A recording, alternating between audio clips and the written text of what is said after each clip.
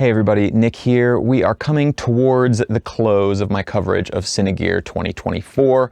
Like I've said in some of the other videos, I was really obsessed with lenses and covering all the different aspects of lens design and usage that I could throughout this expo and recently at NAB in Las Vegas.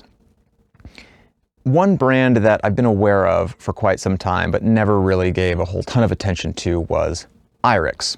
IRIX is a cine lens manufacturer that plays around in the same sort of budget space as brands like Mikey and Nisi and Rokinon.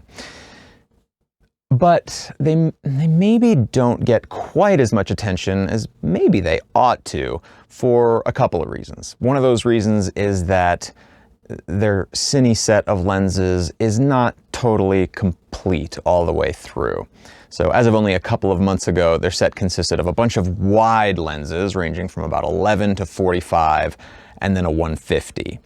And finally, a couple months ago, they started shipping their 65mm lens, and so we're approaching a nearly complete set. They're still missing something in the more useful mid-tele side, like 85, 95, 105. But another one of the reasons they maybe don't get so much immediate comparison to other lenses is that they have these slightly odd or uncommon focal lengths. They've got an 11, a 21, a 30, a 45, now their new 65, and then a 150. So it's tough to make sort of direct comparisons between other sets, and again, their set wasn't totally complete. But nevertheless, I've been interested in their lenses, and so I stopped by their booth for a few quick demo shots. Like some of my other demo shots, this is a little bit sloppy and shaky, so I apologize. And these ones were also quite a bit overexposed. I was clipping. Please take these shots with a grain of salt, not the fault of the lenses, completely my fault. But nevertheless, I was pleasantly surprised with how the lenses look. It's very nice that they open up to t1.5 almost all the way throughout their set. Certainly the lenses I tested, which were the 30, 45, and 65, all open up that wide.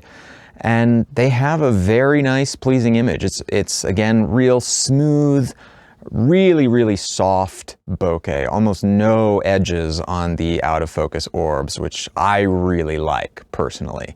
A lot of people like a certain amount of character in their bokeh. Certainly the folks at the V35 project have strong opinions on certain sets, and they make very strong looks that you can go for, which are wonderful. But I think most of the time I like my bokeh to be real soft and real just sort of melting into the background. And the IRIX lenses seem designed to do that, which is really cool. At the end of the day, I think these lenses have some strengths and weaknesses. Strengths being that look, the fast aperture. They play in this budget space of, you know, the $1,000 to $1,300 range. The drawbacks being the odd focal lengths, the incomplete set as of now that doesn't quite go all the way through the focal range. You know, they're going to be a little bit less sophisticated mechanically. These have, I think, like 9 iris blades, whereas something more sophisticated like the DZO Arliss lenses have 16. And that makes a difference as you start to stop down. Why I'm so excited about the 16 blades on the Arliss lenses is if you are going to stop down to something like a T2, it's still going to look as if you're, you know, wide open on a T2 lens, that those out of focus areas are going to remain real circular. Personally, I don't like the shapes in the out of focus areas that you're going to get from the aperture blades of like a 9-bladed iris, but some people might like that stuff. So long story short, they've got some benefits, they've got some weaknesses, but they're very interesting lenses, and I liked them. IRIX is going to be guilty of repeating a marketing claim that is extraordinarily common at this price point, which is our lenses punch way above their price bracket.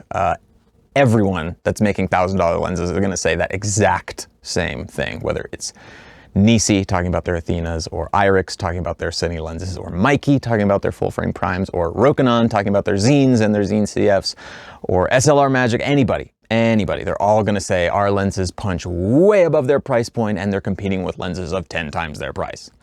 Maybe that's true, maybe that's not true, but they're cool lenses. They're definitely interesting lenses. I enjoyed taking a look at them, and I think they're worth some attention. that's all for now. I will be back with some more coverage a little bit later, possibly to close out this year's Cinegear 2024 so we can get back to our regularly scheduled, incoherent, unrelated rants.